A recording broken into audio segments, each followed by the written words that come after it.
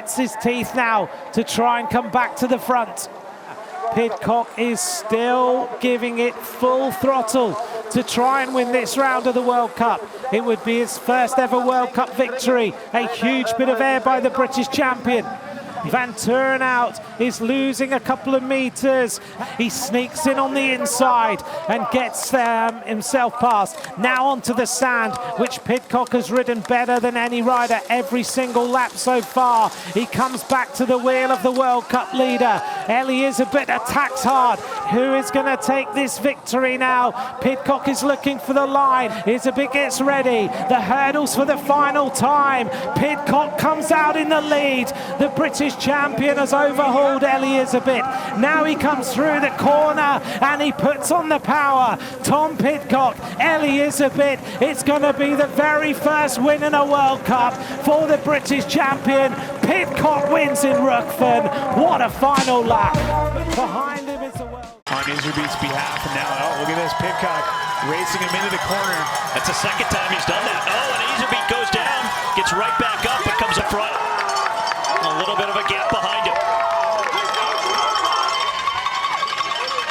Pidcock really hitting it now. And Iserbyt shuffled back to fourth. Lawrence Witt going around him. Iserbyt not comfortable with this at all.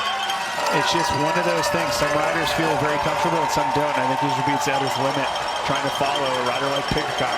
And nobody right now can follow Pidcock. Tone Aerts can't do it. Ellie Iserbyt also has a pretty decent lead as they start up the big hill once again. 9 seconds is the difference from Pidcock to Iserbyt in first and second. Pidcock just voracious. Up and over the jump, fans want something, and he gives. Not in dispute. Tom Pidcock, the elite men's cyclocross world champion for the first time ever in Fayetteville. Good move. They weren't three for long though. Yet another spectacular daredevil descent from the young Brit saw him distance the two Italians, and he would soon be setting up. It's the new generation in cycling though here in 2023 who are taking on the roads of Strade Bianchi, with Thomas Pidcock having his gap almost reduced to nothing. Fighting for first place still, and you're not starting to fight for second place. It can be difficult though, can't it? Because it's when it's so close in front of you, you believe that you can get there. But if Tom just keeps doing what he's doing and just commits to that pace still, that deep, Pidcock will come into this little left turn. The road is about to ramp up. The gradients will be hellish for one final time. But Tom Pidcock has his own appointment with history in this modern classic. He wanted to be on form from opening weekend all the way to Liège. It's just the second weekend of the Classics, and he's riding away to victory. The first British man to conquer the white roads of Tuscany and take home the winner's medal. Ready to step onto the podium in a modern classic. It's the next generation, led by Tom Pidcock.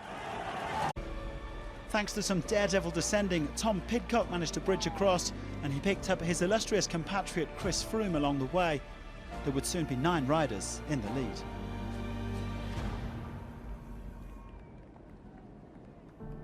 Here goes Tom Pidcock.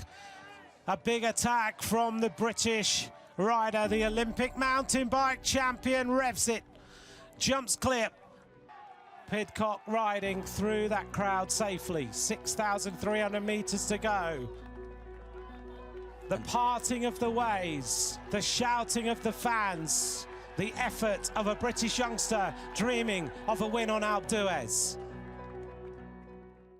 When the Tour came to Yorkshire, he was there watching as a school kid. Now he wins on Alpe d'Huez.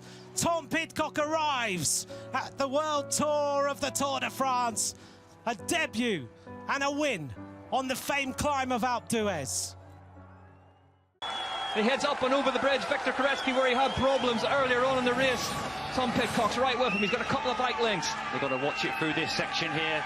There's a chance of a mistake here. Should they want to take it? Pidcock attacks around the outside. They nearly come together. Koretsky's bobbled nearly off the bike. Pidcock leads. Correct. So Pidcock took that inside. He was in front of Koretsky then. Pidcock went all out into the side of Victor Koretsky. Koretsky looks like It's just disrupted his momentum. Here we go. Ollie, talk us through it. Yeah, so there's that dual line. Pidcock just dive bombed on the inside, but he was in front of Koretsky. If you're in front, you've got the line. Tom Pidcock is going to take back-to-back Olympic gold. The French crowd can't believe what they're seeing.